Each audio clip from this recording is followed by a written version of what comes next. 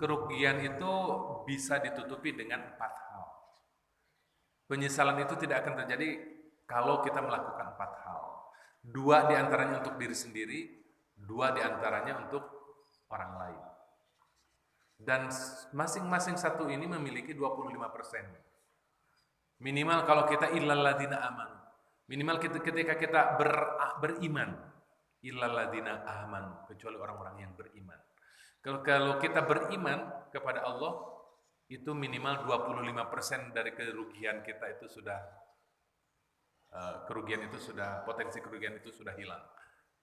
Pertama dengan iman, kalau setelah beriman beramal soleh, maka 50% potensi kerugian kita hilang.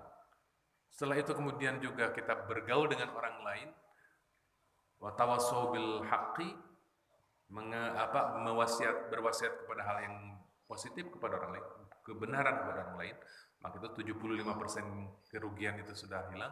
Apalagi kalau misalkan wa tawassaw bis sabri. Dan sempurna kebahagiaan kita, kesuksesan kita, keterhindaran kita dari kerugian, keterhindaran kita dari penyesalan dan kecelakaan itu ketika kita melakukan 4 hal ini.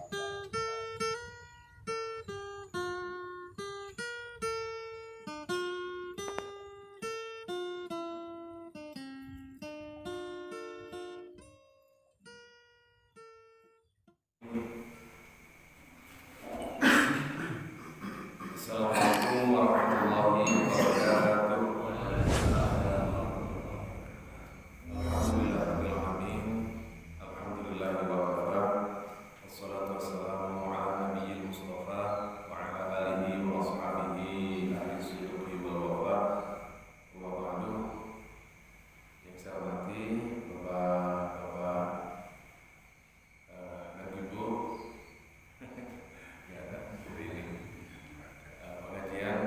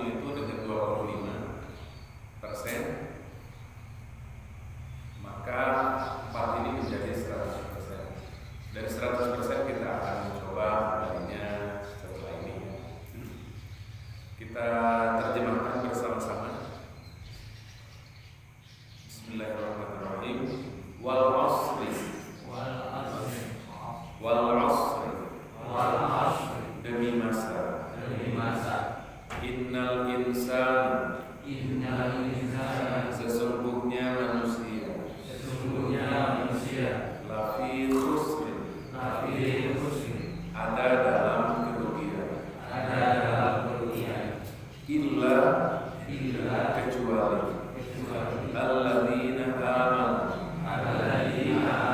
orang-orang yang beriman, wa amilu, dan mengamalkan as-solihati, amal soleh, wa tawassaw, dan saling berwasiat,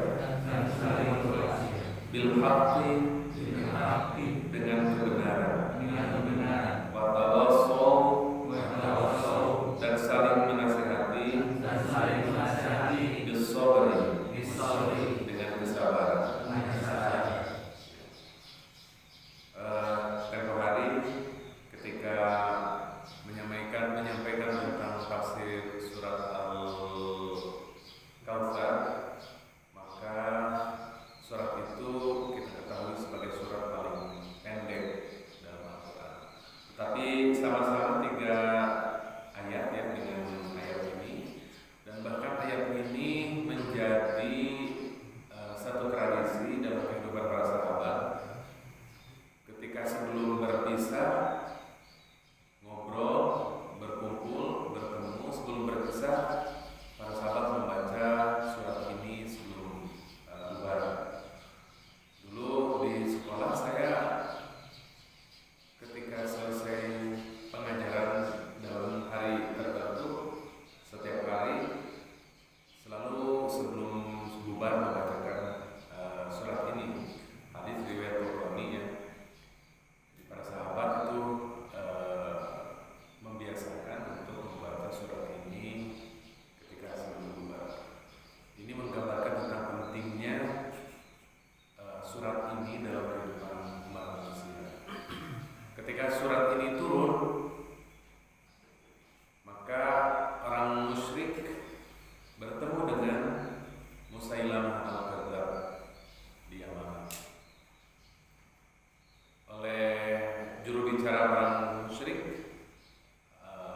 Amr bin As sebelum menjadi muslim yang baik, yang masuk Islam sepulang dari perang Khandaq beberapa tahun, karena setelah itu Amr bin As hijrah ke Arsyad, ke Turkiya, dan menjadi muslim yang baik, menjadi muslim yang berjasa, yang diantaranya adalah menjadi pemimpin Islam di Mesir setelah Mesir ditaklukkan. Amr bin As ini datang kepada Musailamah al-Kadzdzab. Tentu ketika itu Rasulullah masih hidup, atau bahkan memang di tahun pertama sebagai Nabi, sebagai Rasul. Karena surat Al-Asr ini turun itu urutan ke-13 dari urutan turun.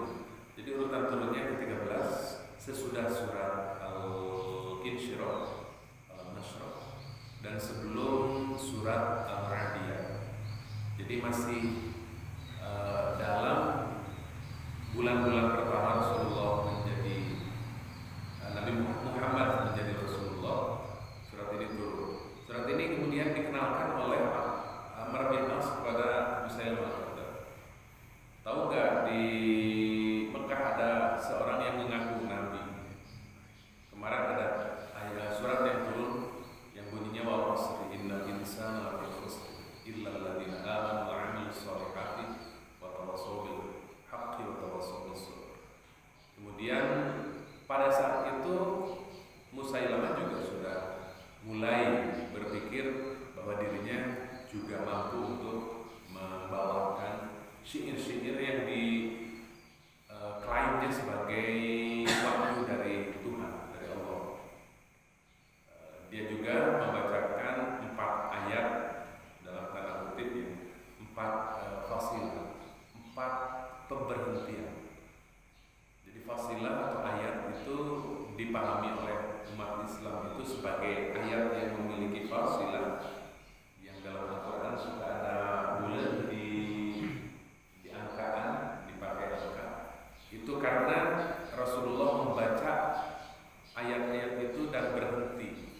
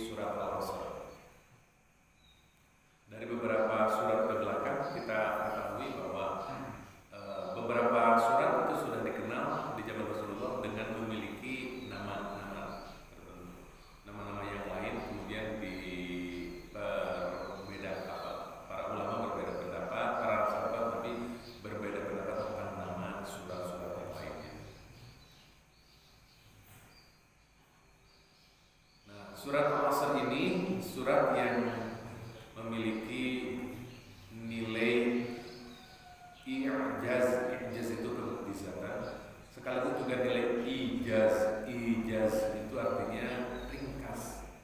Ringkas tapi dalam, ringkas tapi kalau ditafsirkan menjadi sangat panjang.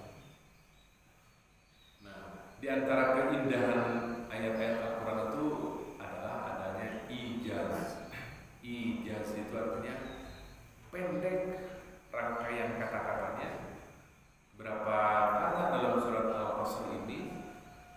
Wal asri inna al-insana lafi khusrin illa alladzina amanu wa amilu wassolihati wa tawassaw bil haqqi wa tawassaw bis sabr. 14.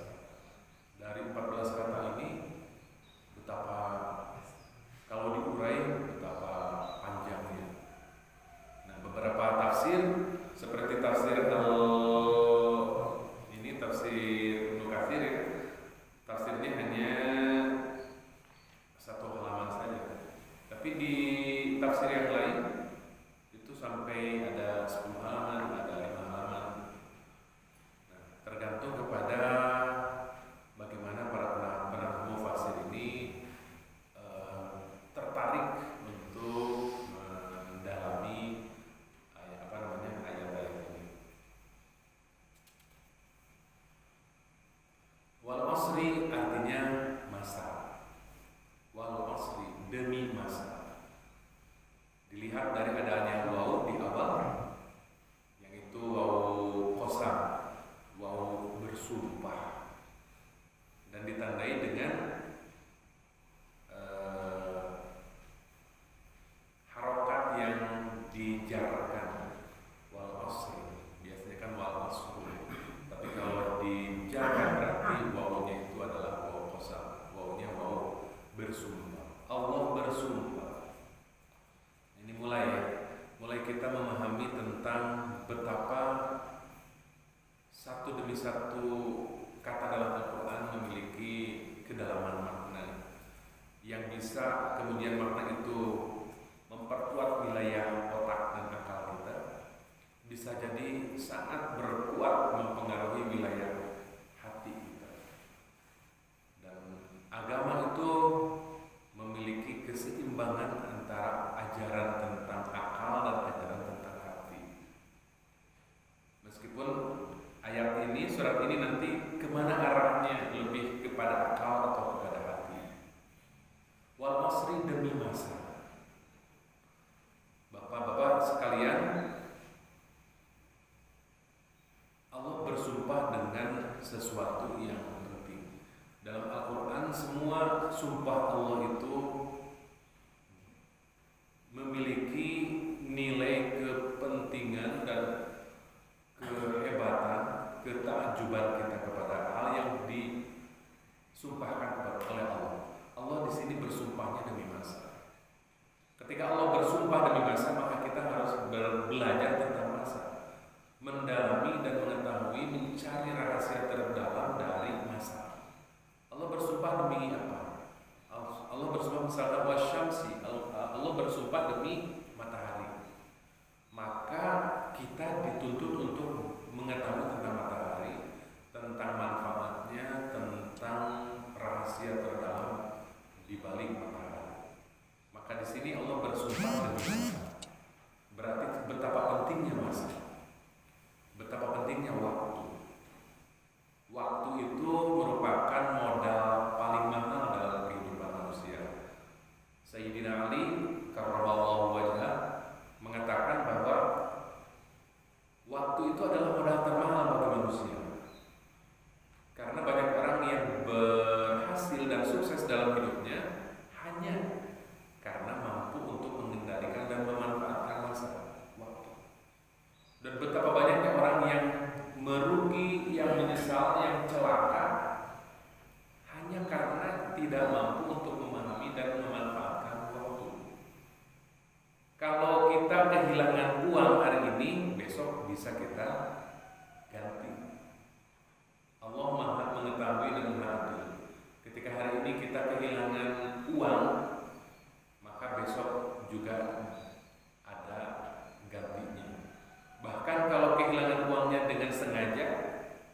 dengan baik, dengan ibadah seperti berzakat dan bersedekah, Allah gantikan itu dengan berlipat-lipat kali.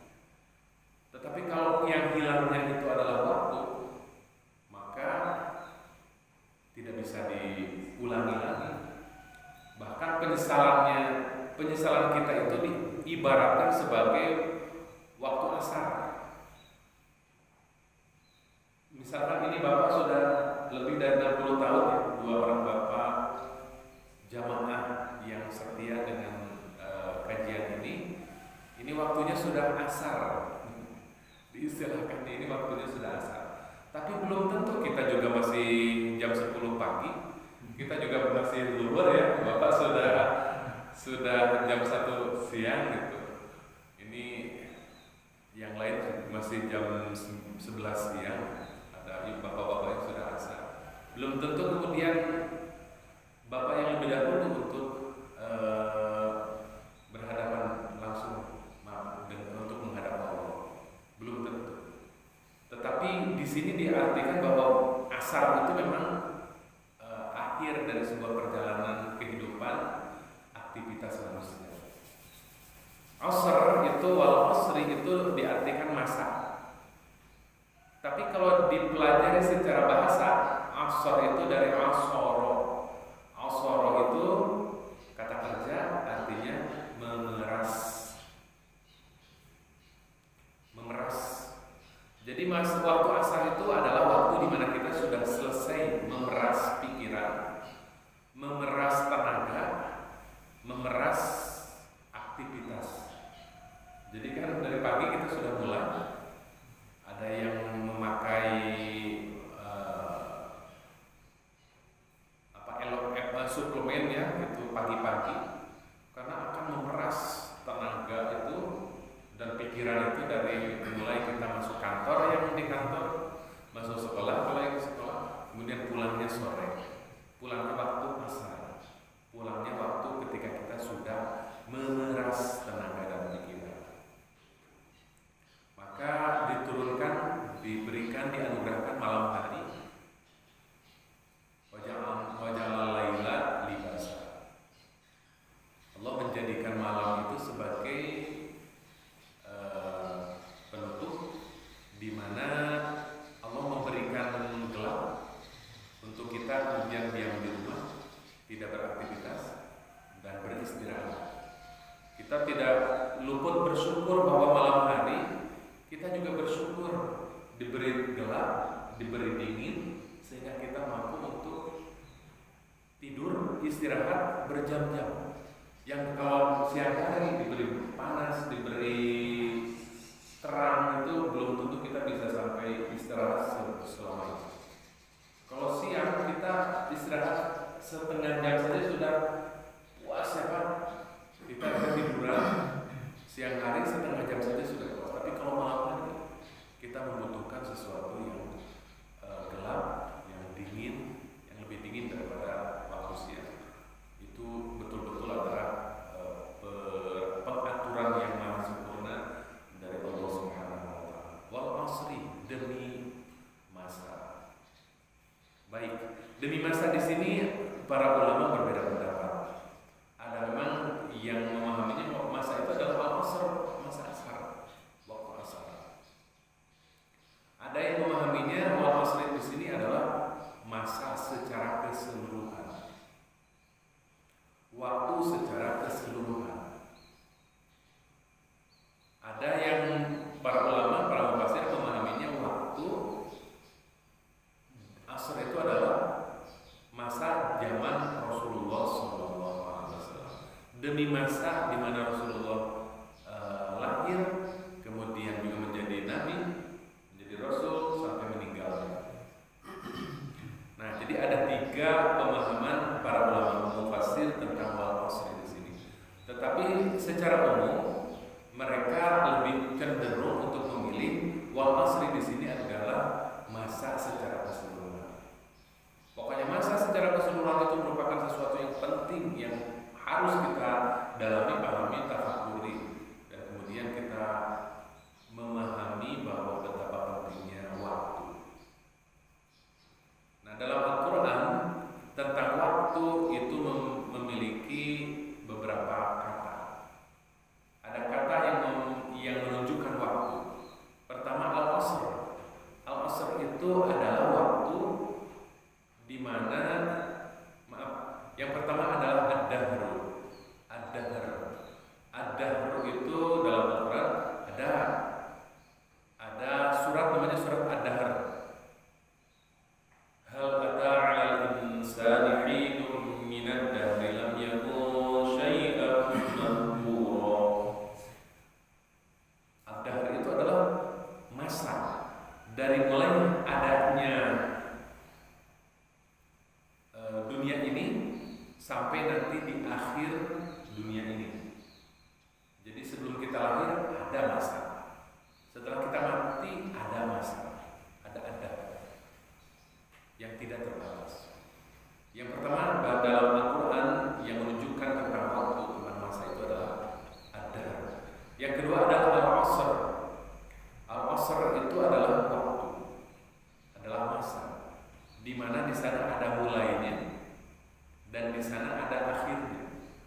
Dalam sejarah ada asru ad-daulah al-abbasiyah, asru ad-daulah al-umayyah atau al-amawiyah. Asru itu masa dimulai dari tahun sekian sampai tahun sekian. Ada asru Soeharto, ada asru Soekarno, ada asru di mana ada awalnya, ada akhirnya.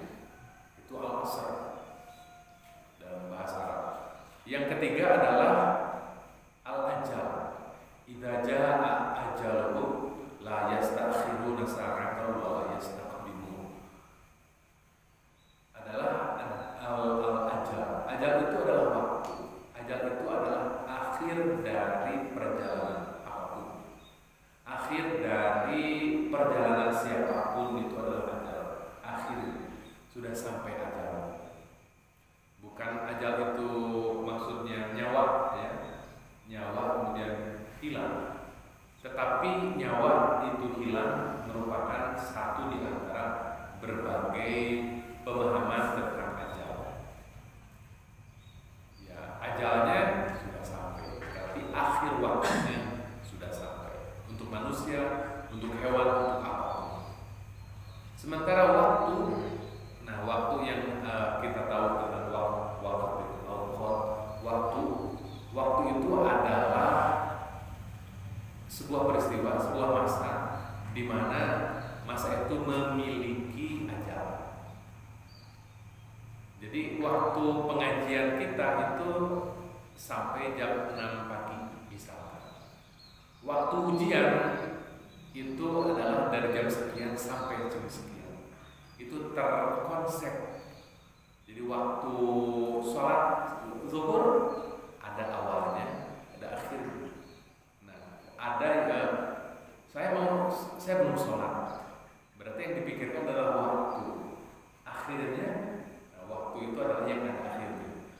Adalah ketika misalkan sholat subuh, waktunya bagaimana waktu sholat subuh?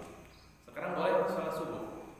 Sholat subuh itu yang saya pahami adalah 80 menit Pak. Waktu subuh itu. Jadi kalau subuhnya jam 4 pas, maka tambah saja 80 menit. Maka itu waktu sholat subuh.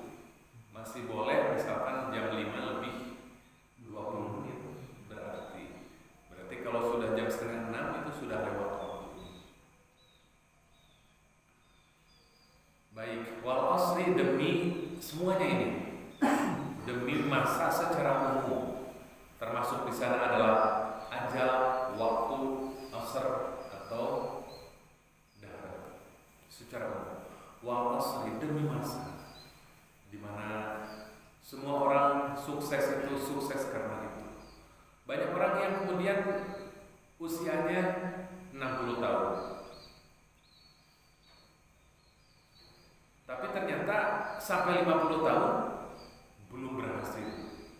Masih lalai.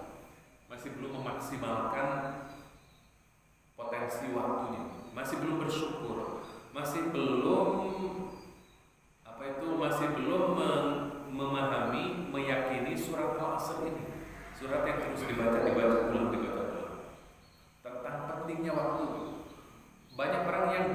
usia 50 tahun baru sadar. Karena saya pernah membaca ya, seorang nenek-nenek yang kuliah itu ketika usia 50 tahun mulai kuliah, tetapi di usia 70 tahun sudah bisa sampai menjadi dokter. Kemana ya atau kemana ini? Kemana saja kemarin. Tetapi jauh lebih baik. Itu jauh lebih baik daripada orang yang kemudian memanfaatkan awal-awal masa asal yang dimilikinya itu, masa itu, kemudian di akhirnya kemudian lalai dan terbengkalai. Jadi penting bagi Bapak, bagi kita semuanya, bagi saya untuk kemudian memaksimalkan sisa waktu kita itu walaupun berapa tahun ke depan. Dan itu adalah di antara pemahaman tentang pentingnya surat Al-Asr. Karena ternyata banyak orang di luar Islam yang justru lebih mampu untuk menjabarkan dan mengamalkan surat Al-Asr ini, tentang bagaimana pentingnya waktu dengan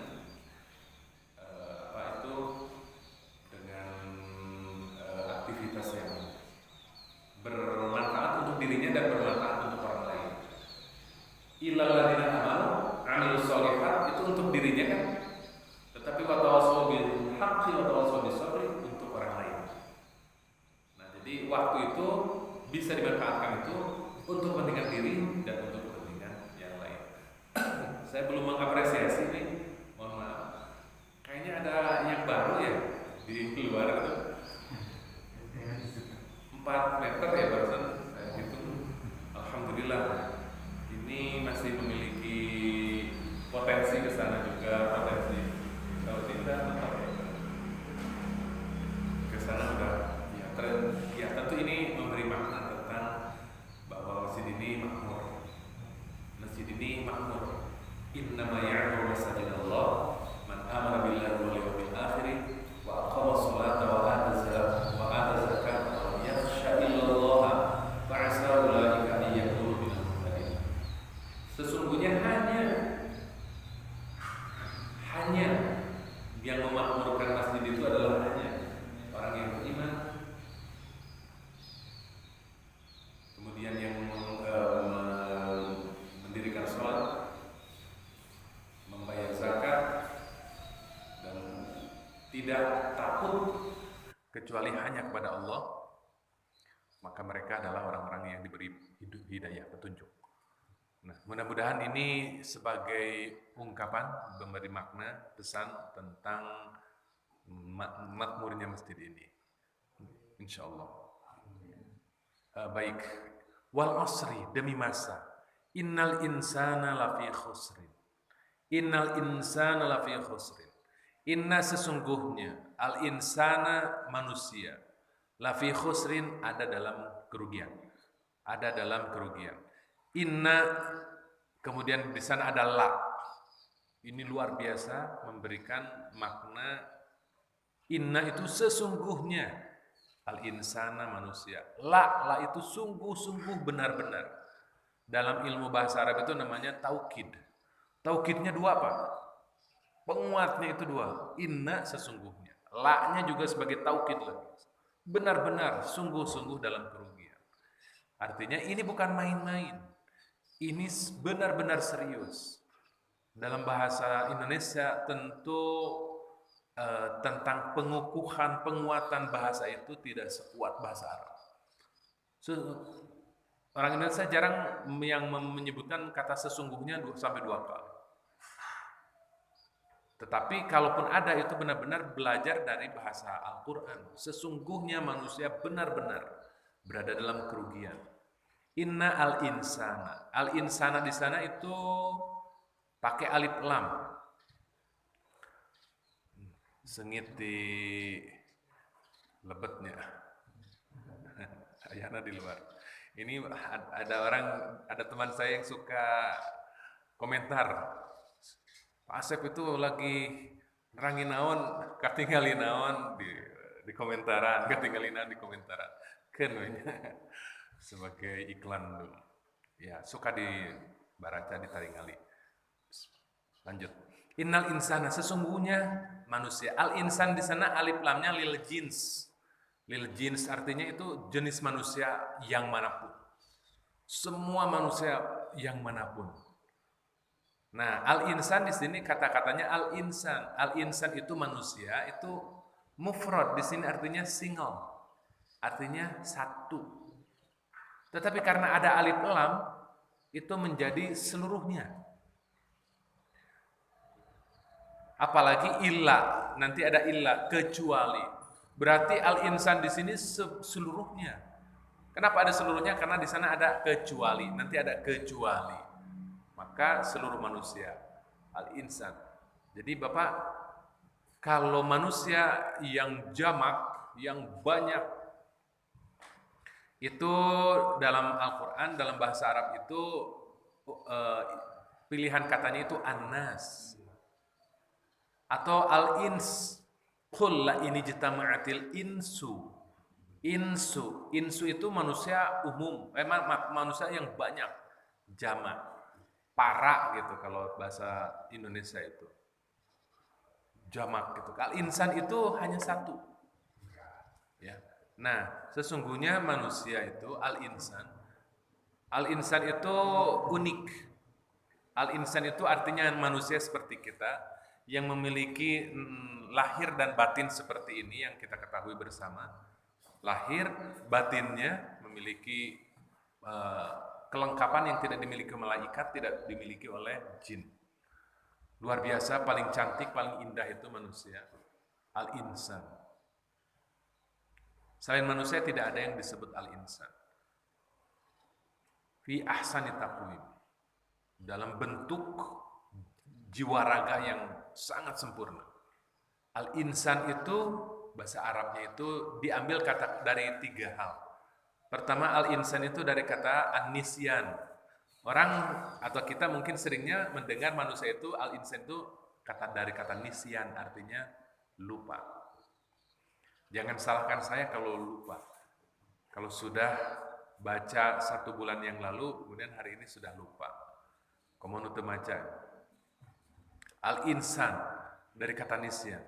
Jadi kalaupun anak kita, istri kita lupa, jangan dulu dimarahi, jangan dulu disalahkan. Karena memang memori manusia itu meskipun lebih kuat daripada memori lebih luas daripada memori komputer ya, tetapi memiliki keterbatasan yaitu lupa. Yang kedua adalah al-insan itu dari kata al-uns. Al-uns itu artinya bahagia. Jadi tidak ada alasan manusia tidak bahagia. Apapun yang dilakukan oleh manusia itu untuk bahagia. Seperti untuk memilih hari ini ada di sini itu untuk mencari bahagia. Kalaupun tidak hari ini ya untuk besok. Kalaupun tidak besok ya untuk di akhirat. Manusia itu harus bahagia. Jangan ada yang sedih dalam kehidupan ini. Meskipun manusia diberikan potensi oleh Allah untuk kemudian bahagia, senang, tetapi di saat yang bersamaan juga diberi potensi untuk bersedih dan bermurung durja, tetapi manusia itu harus bahagia. Kalau kecewa dan atau apapun, jangan pernah terpukau atau terpaku dalam kekecewaan dan kesedihan itu. Cari tempat, cari cara untuk bisa keluar dari kesulitan dan kesedihan itu. Di antaranya adalah dengan memahami bahwa yang sedih, yang berada dalam masalah berat dan besar itu bukan hanya kita. Semua manusia. Pada saat saya misalkan bertemu dengan ini, mendapatkan cobaan yang sangat berat gitu. Maka seketika pada waktu yang lain, bisa jadi itu adalah menimpa kita. Dan ketika kita mendapatkan kesedihan, cobaan yang berat, jangan pernah berpikir bahwa itu adalah kita sendiri. Bahwa semua manusia mendapatkan itu. Al-insan itu al-uns, artinya itu bahagia. Yang selanjutnya adalah an-naus. Al-insan diambil dari kata an-naus yang artinya bergerak. Ya, untuk menjadi manusia yang sempurna harus bergerak. Jangan banyak diam. Ketika anak kita berada di kamar terus, tegur, berikan nasihat untuk kemudian keluar rumah. Apapun juga, apalagi di musim pandemi seperti ini, keluar rumah itu sehat. Keluar rumah itu sangat sehat. Meskipun keluarnya bukan untuk mencari kerumunan, tapi untuk berolahraga, untuk mencari sinar matahari dan lain-lain. Ini saya suka naik angkot ya. Ini belum ada klaster sopir angkot, Pak. Mungkin karena setiap hari bergerak ya, dan sehat, mendapatkan asupan sinar matahari yang cukup, bahkan mungkin lebih. Pekerja juga belum banyak ya didengar bahwa ada klaster pekerja bangunan misalkan, karena memang ya asupan sinar matahari dan geraknya itu cukup. Dan yang misalkan yang ada di para dokter yang berada di tempat yang sangat dingin dengan suhu yang rendah kemudian terpapar, itu wallahu a'lam. Jadi memang hari ini kita tidak bisa meyakinkan tentang rumusan dan teori yang paling tepat untuk COVID-19 ini. Di negara yang paling bersih, Inggris, Italia juga ada. Di negara yang paling panas, Iran juga ada. Dan itu memang merupakan suatu ya rahasia Allah menurunkan COVID-19 ini benar-benar untuk mengajarkan kita banyak hal, sangat banyak hal.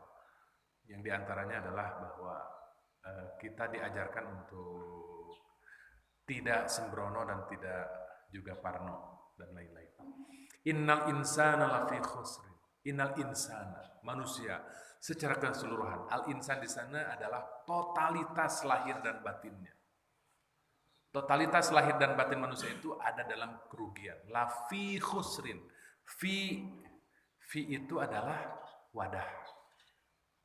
Kalau manusia itu adalah sebuah apa ya? Dan ini adalah gelas, manusia dimasukkan ke dalamnya. Manusia secara totalitas itu lahir batinnya. Lafi ada dalam kerugian. Khusr artinya rugi. Khusr artinya menyesal. Khusr artinya celaka. Manusia rugi, manusia celaka, manusia pasti bakal menyesal. Semuanya al-insan di sana. Khusrin. Khusrin di sana kalau al-insan itu ada alif lamnya.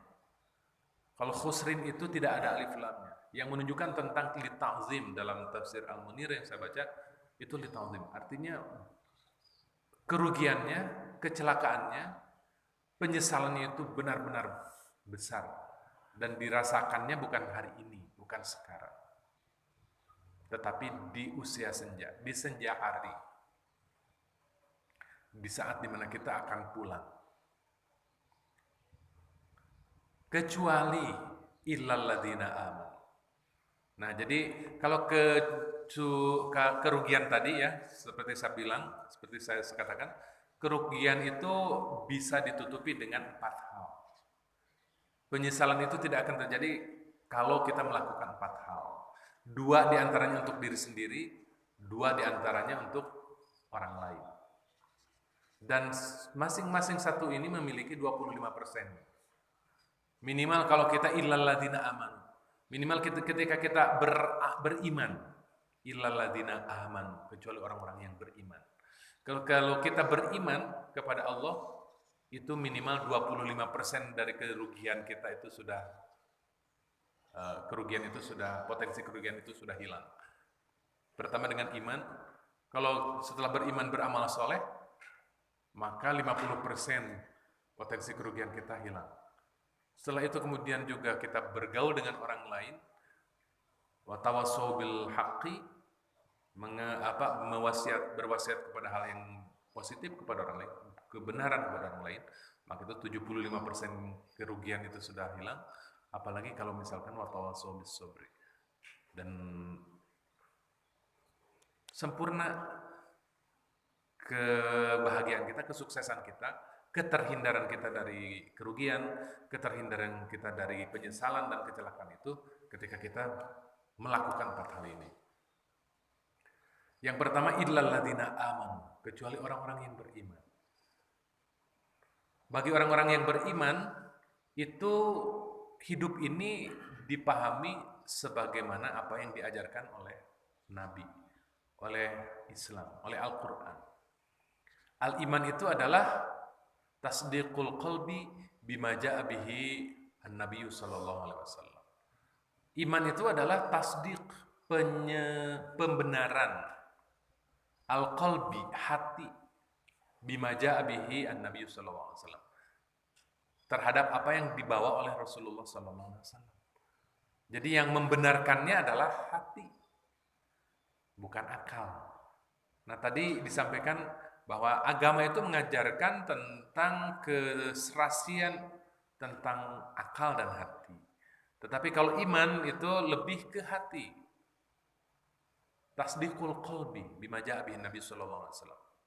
Pembenarannya dilakukan oleh hati, bukan oleh akal. Karena surga juga belum kita lihat, neraka juga belum kita lihat. Kita tidak bisa kemudian membenarkan surga dan neraka itu dengan akal kita. Karena tidak sulit kita untuk mengakali, untuk mencari logika yang ideal, kecuali kita nanti setelah berada di dalamnya. Ya, barulah kita bisa mengakali itu. Untuk dengan cara apa kemudian kita mengimaninya, mempercayainya? Tasdiqul qalbi, dengan hati. Hati memberikan sepenuhnya kepada Allah dengan mempercayai, membenarkan apa yang dibawa oleh Nabi Muhammad sallallahu alaihi wasallam. Jadi tidak perlu kita teologis, apa gitu dengan hal-hal yang diajarkan oleh Nabi. Benarkan dulu oleh hati. Benarkan dulu oleh hati tentang kebenaran apa yang dibawa oleh Rasulullah sallallahu alaihi wasallam. Bahwa segala apa yang disampaikan oleh Nabi yang berbentuk Al-Quran, segala apa yang disampaikan oleh Nabi dalam berbentuk Al-Hadith, yang diturunkan di sebuah tempat yang bernama Mekah dan Madinah, yang kemudian ternyata luar biasa bisa menyesuaikan dengan keadaan di negara, di lingkungan lain selain dari Arab, dan bahkan bisa menyesuaikan dengan bukan hanya hari itu, saat itu, masa itu, tetapi juga dengan masa hari ini.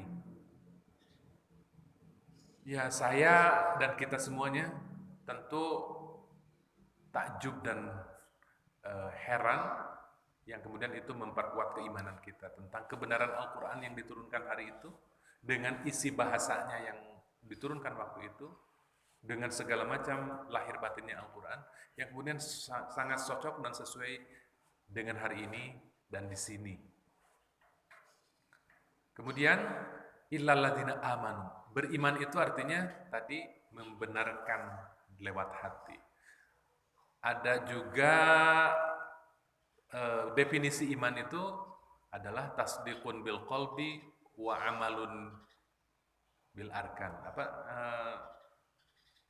Apa itu definisi iman itu?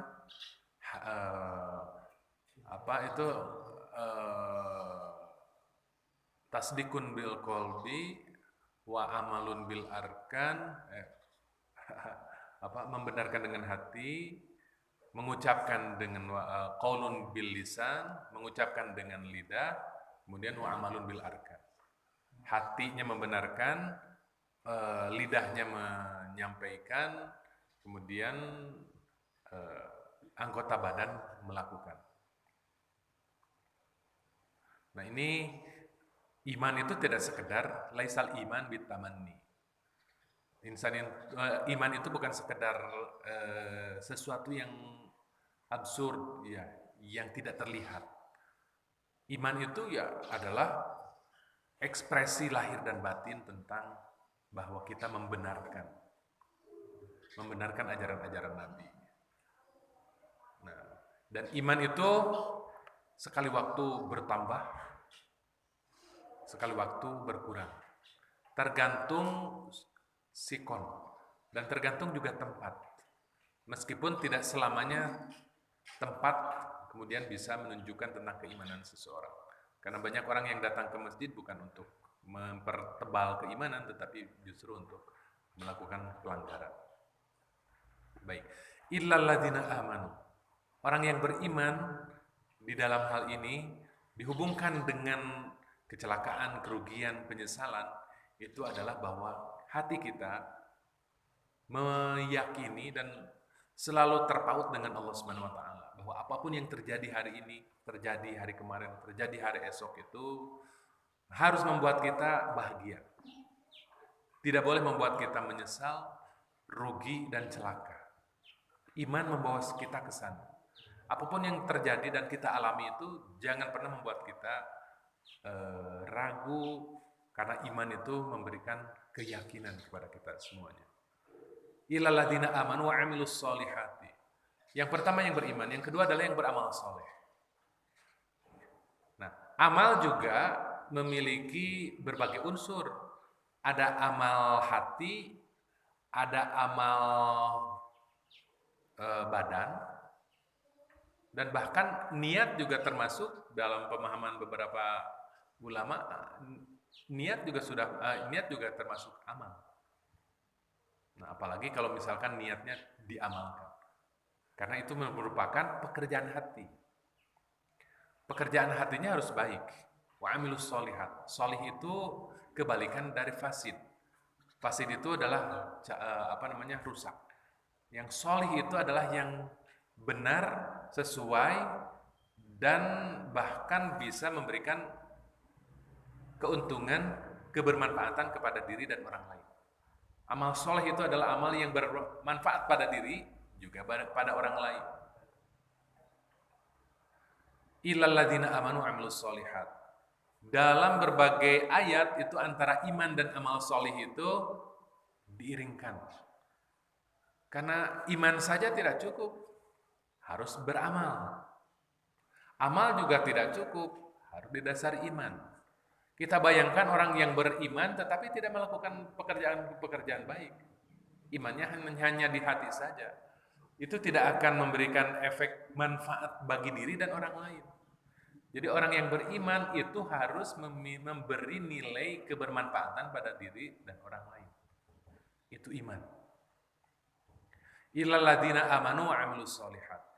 Ada juga orang yang beramal soleh tetapi tidak beriman. Bagaimana ini? Bernilai nggak Pak? Beramal soleh tetapi tidak beriman. Kita mendapatkan sumbangan dari orang-orang kafir misalkan. Nah, manfaatnya sampai.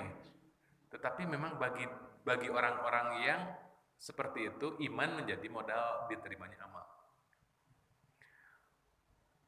Walladzina kafaru a'maluhum kasarobim biqi'ati yahsabuhu dhama'anu ma'an. Innal ladzina kafaru, mungkin saya salah. Tetapi a'maluhum karomadin ishtaddat bihir rihu fi yawmin 'asif. Amalnya orang-orang kafir itu adalah kasarobin, seperti fata morgana, biqi'atin dalam sebuah tetelar, yahsabuhu yang dianggap az-dhama'anu oleh orang yang haus, ma'an air, fata morgana. Jadi amal atau kebaikan, sumbangan atau apapun yang dilakukan oleh orang-orang di luar mukmin itu seperti fata morgana, seperti ada gitu, seperti banyak air di sana.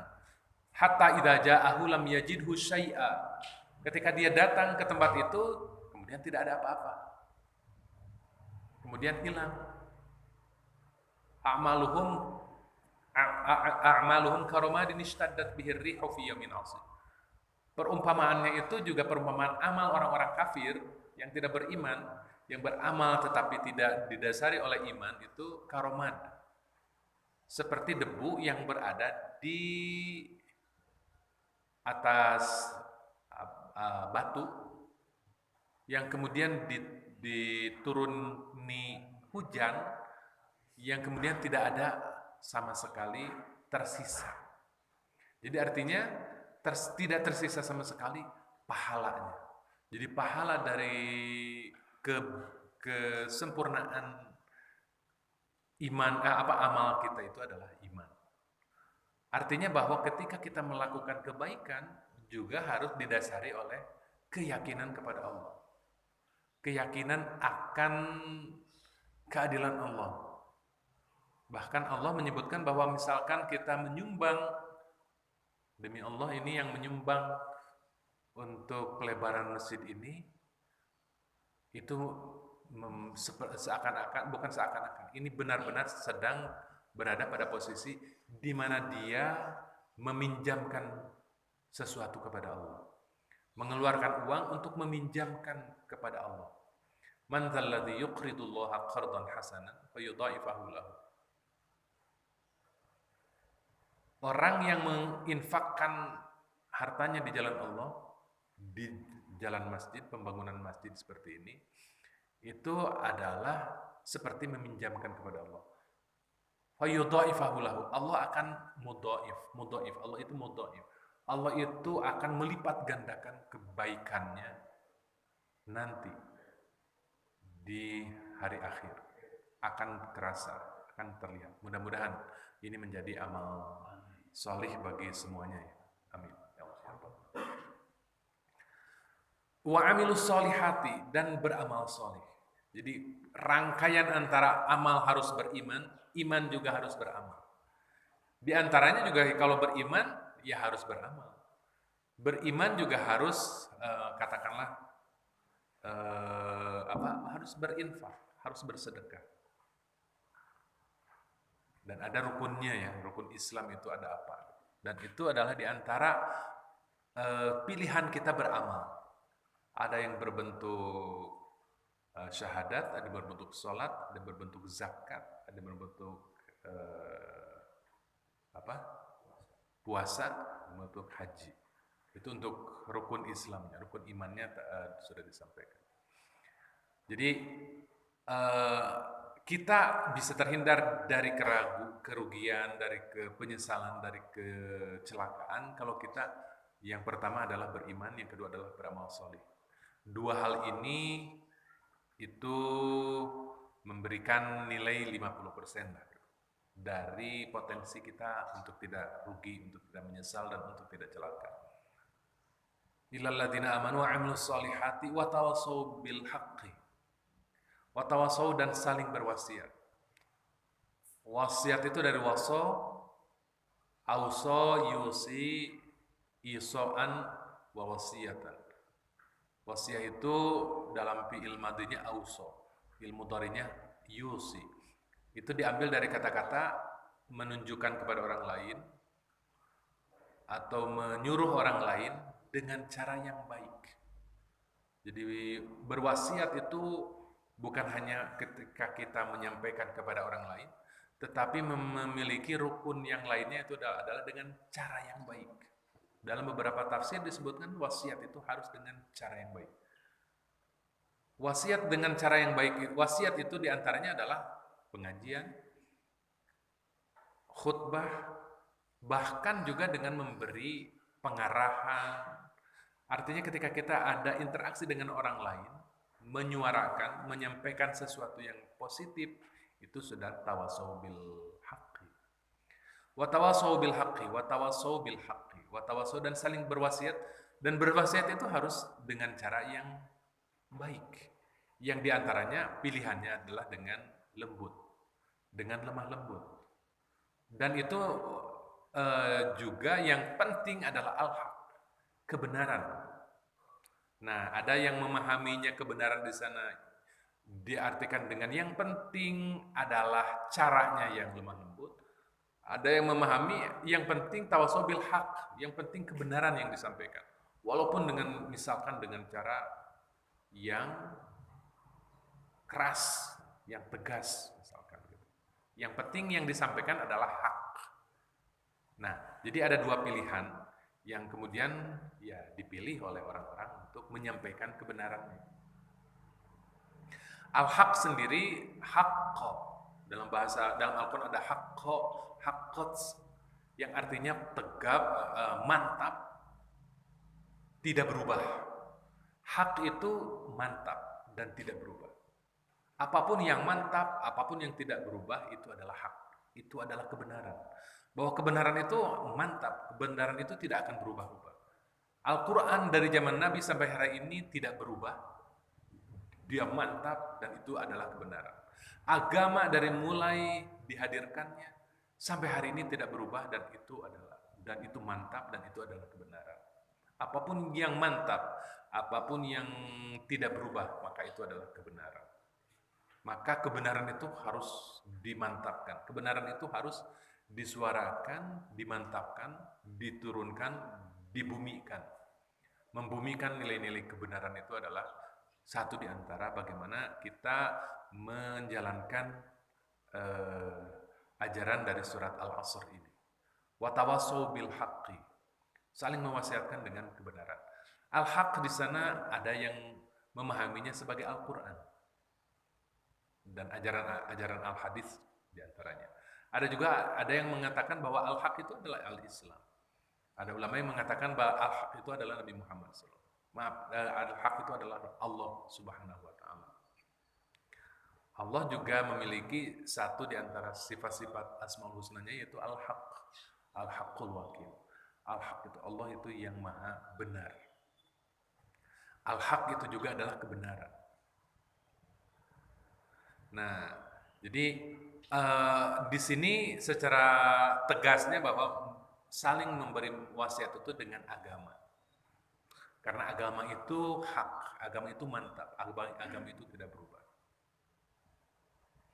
Maka mengikuti pengajian-pengajian seperti ini, apalagi yang berbasiskan Al-Quran seperti ini, tentu yang diajarkan harus kebenaran. Maka pengajian-pengajian juga harus menyampaikan tentang kebenaran. Dan di antara yang memastikan kita untuk sampai kepada kebenaran itu diantaranya adalah niatnya yang benar. Niat mengajinya benar, niat mengajarnya juga benar.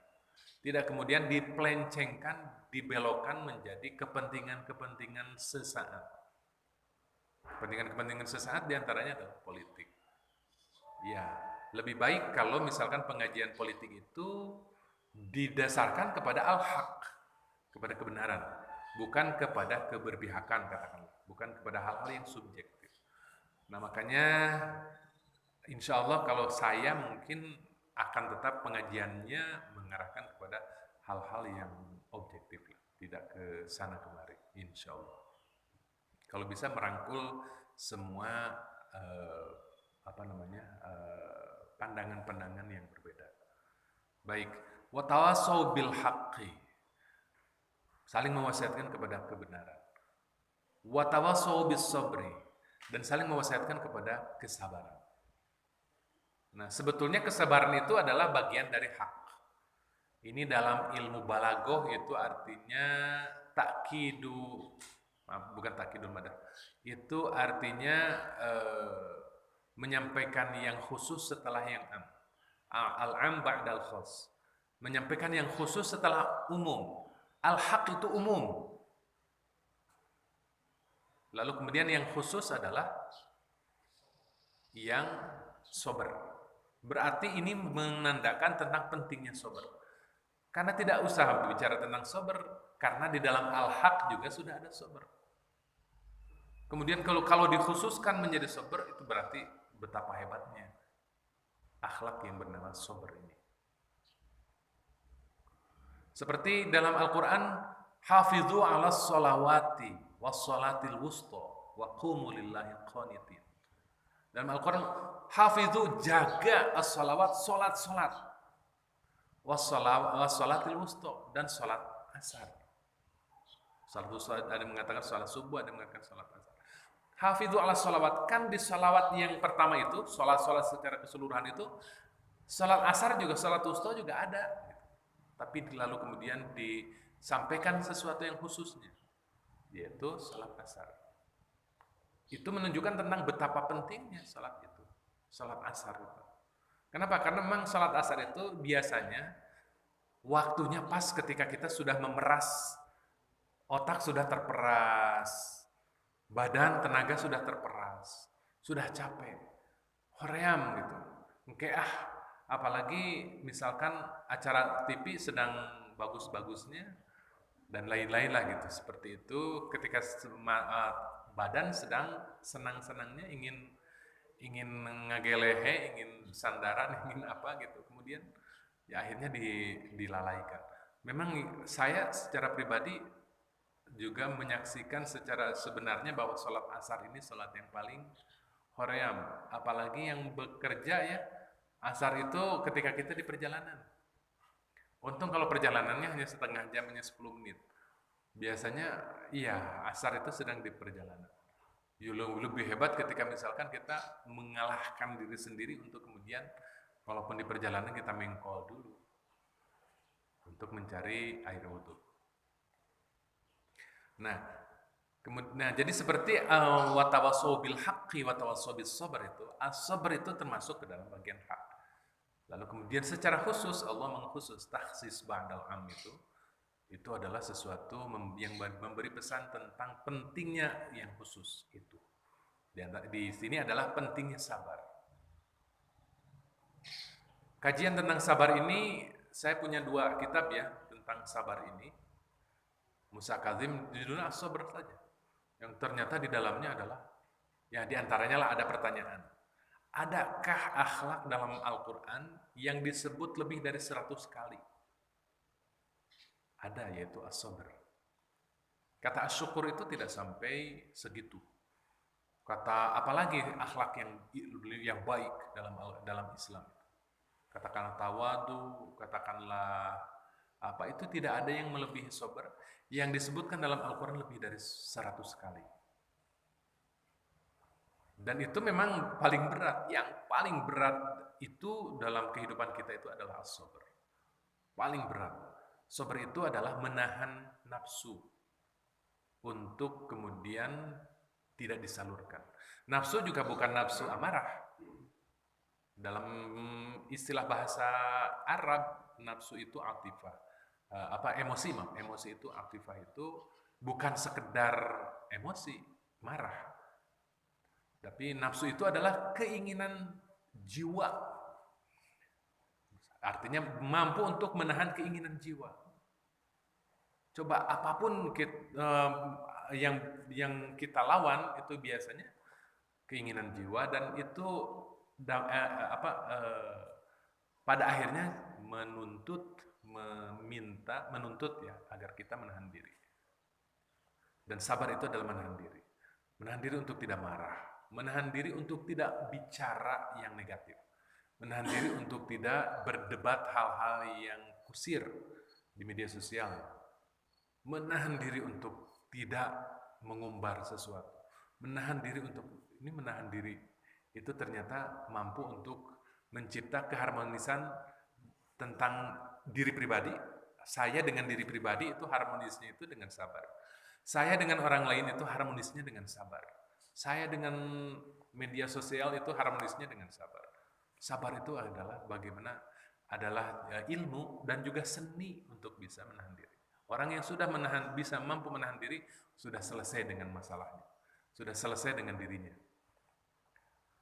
Alhamdulillah dalam hal ini, saya setiap kali baca Facebook, WA, wah itu keinginan untuk menumpahkan segala hal itu. Untuk misalkan mengomen status-status negatif ya.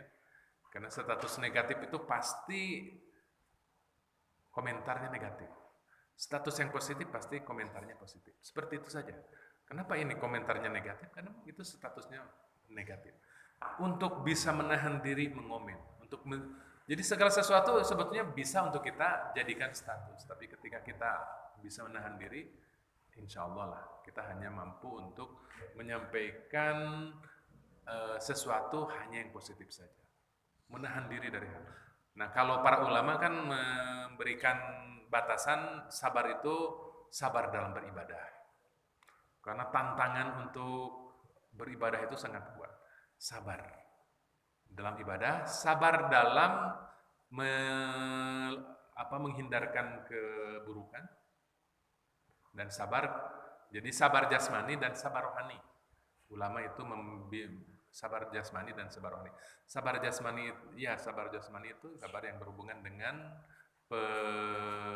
kepentingan kita secara jasmani. Sabar dengan rohani itu sabar dengan kepentingan kita dengan rohani. Ya, sabar yang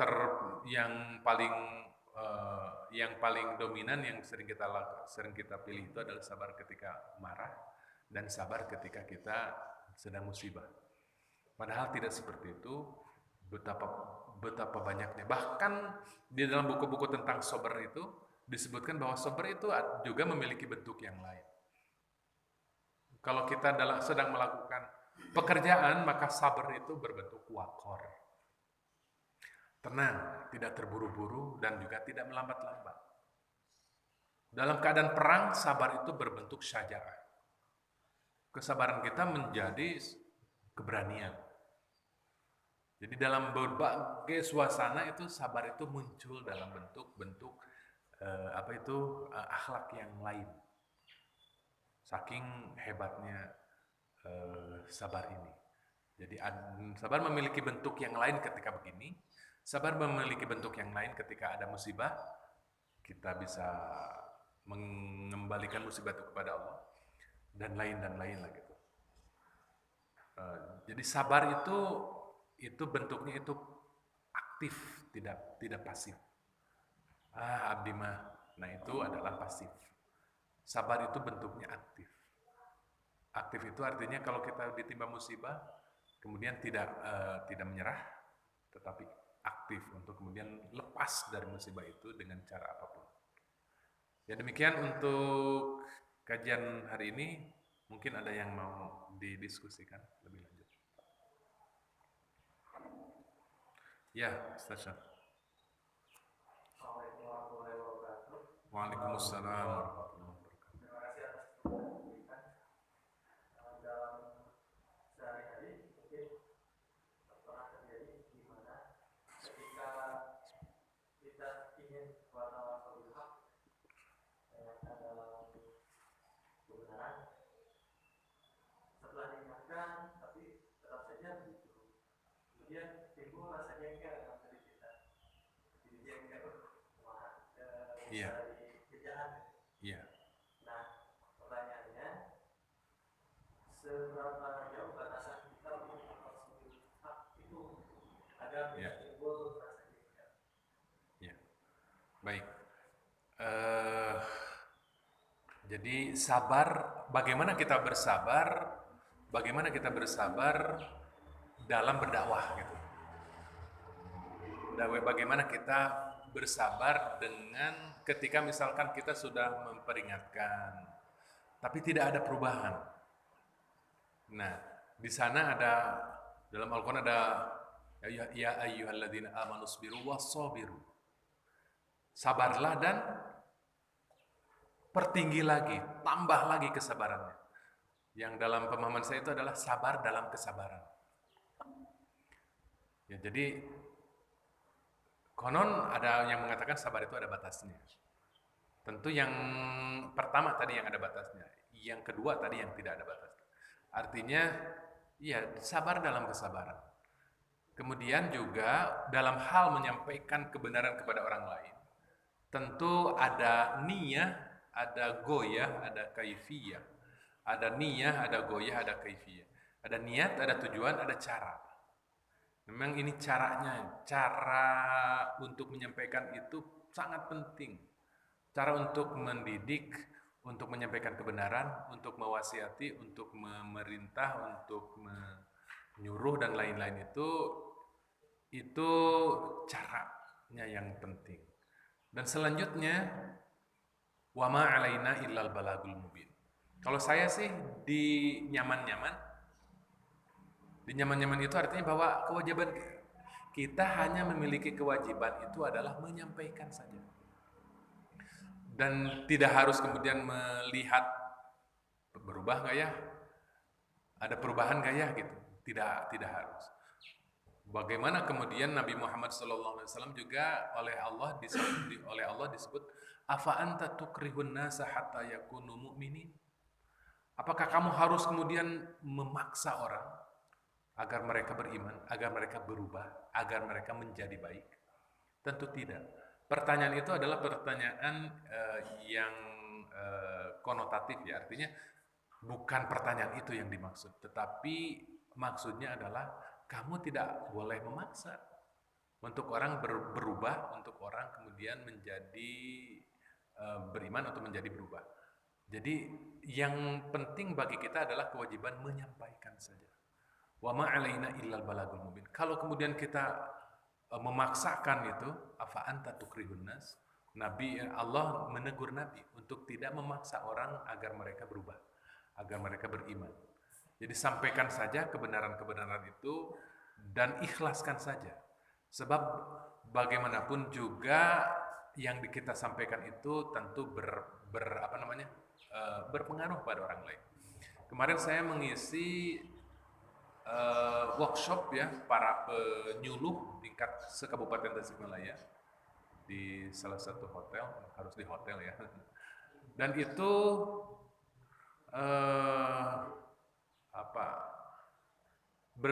materinya tentang berdakwah di media sosial.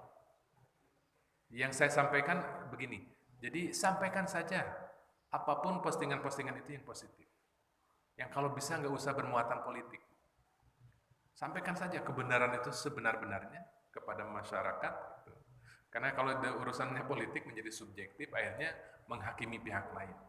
Dan itu akhirnya akan menjadi ruwet lagi, rungsing lagi, riweuh lagi gitu, seperti itu. Sampaikan kebenaran atas nama kebenaran, sampaikan kebenaran atas nama agama, dan seperti itulah gitu. Dan kemudian pada nah ini masalahnya. Tara aya nu ngomen, tara aya nu ngelaik gitu, tak eta. Berat teh gitu. Dan saya katakan, saya yakinkan apa yang kemudian kita tulis, kita posting, kalau misalkan teman kita 1000, maka akan dibaca oleh 1000 orang. Jangan gundah dan jangan khawatir dengan tidak adanya like dan komen.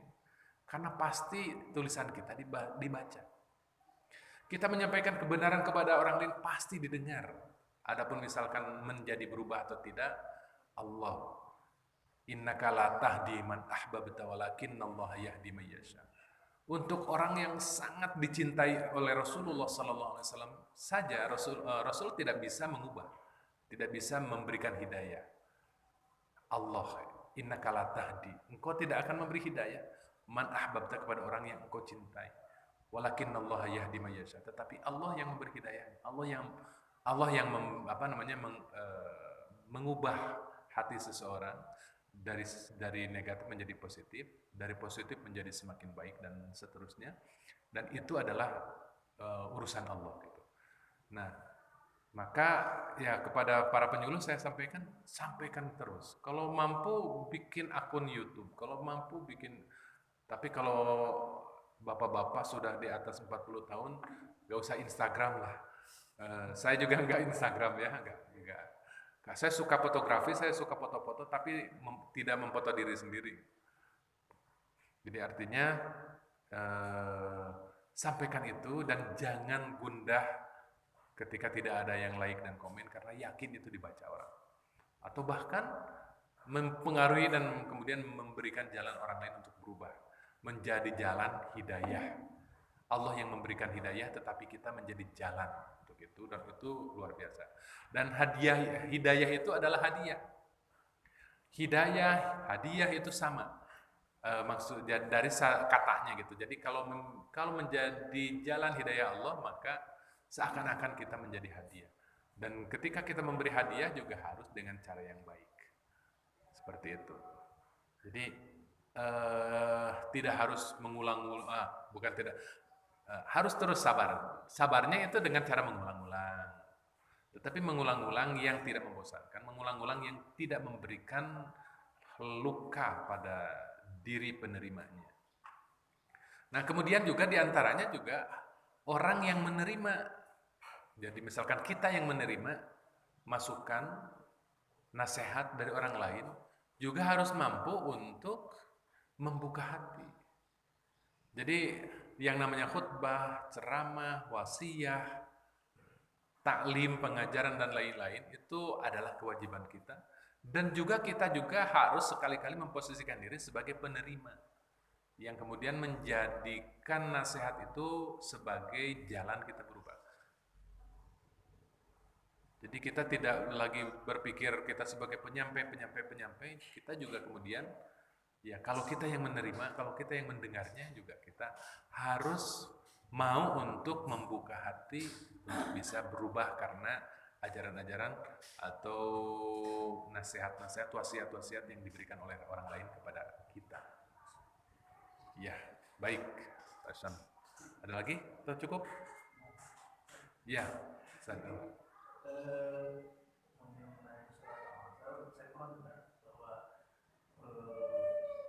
tafsir yang terkandung di dalamnya itu bisa bukan seluruh kitab yang bisa diaplikasikan dalam Indonesia. Itu bisa kali ini menjadi pedoman bahwa kita yang belum bisa menghafal Al-Quran sebanyak ayat yang terkandung di dalamnya itu bukan memutuskan, cuma memang menjadi prioritas bahwa ternyata apa yang kita bisa amalkan sebagai seorang muslim di dunia permalaan itu ada di dalam kitab itu. Ya, baik. Jadi seperti surat-surat yang lain ya, ternyata di antara kelebihan dari surat ini yang disampaikan oleh Imam Syafi'i, yaitu bahwa surat ini menjadi pencukup bagi umat Islam, bagi seorang mukmin dalam menjalani kehidupannya. Makanya yang dipilih oleh para sahabat ketika bertemu dan berkumpul untuk menutup perkumpulan itu dengan membaca bersama-sama surat Al-Asr. Jadi karena memang di dalamnya ada hablum setengah untuk diri sendiri, setengah untuk orang lain. Dan itu dari al-haq saja gitu tadi itu sudah mencakup semua ajaran Islam. Untuk ketika watawassaw bil haq itu untuk orang lain, amanu amilu sholihat itu untuk diri sendiri. Memperkuat iman pada diri sendiri, amal soleh untuk diri sendiri, dan juga tadi wasiat untuk orang lain dengan hak dan dengan kesabaran. Nah, memang secara inti dari surat ini yang saya pahami juga dalam beberapa tafsir yang saya baca, bahwa pesan utama dari surat ini adalah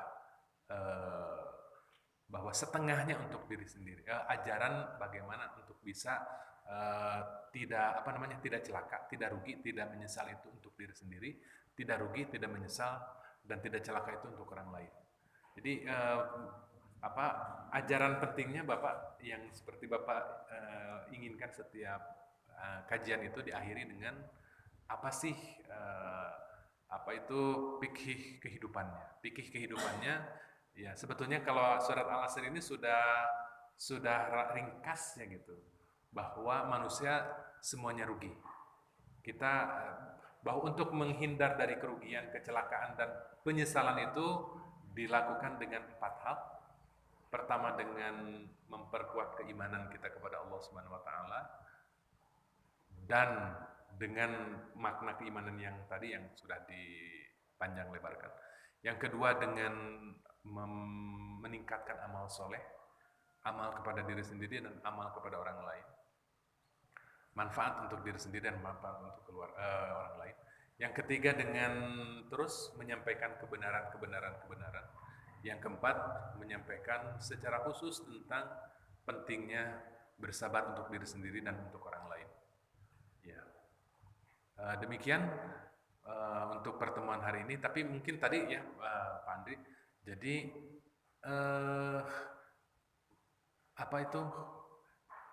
dengan kesingkatnya surat ini ternyata memberikan makna yang luar biasa, yang sangat-sangat mundal. Ya, dalam ungkapan saya tadi disebutkan sebagai ijaz. Pendek ungkapannya hanya 14 kata, tapi maknanya bisa untuk kehidupan nyata yang sangat luas ini. Demikian kita membaca surat Al-Asr ini.